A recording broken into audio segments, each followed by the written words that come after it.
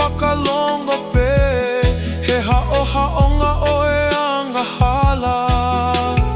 Tangi holoto he whakaofa ia. Ne walaki ho fofonga ofa ou anuhia ia. Kana e hanga holoto ou ki he ikuna.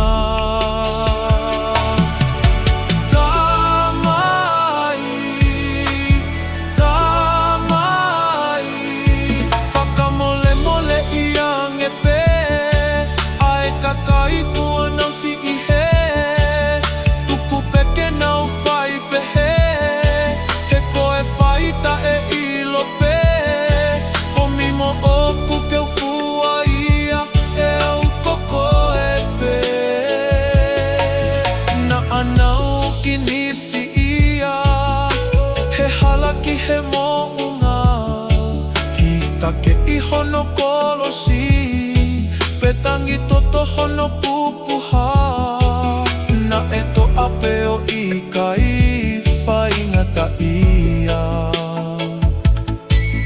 Na e whaingo fua ia ke fua He oku I kai hato e whonga Ka I he ene o whahe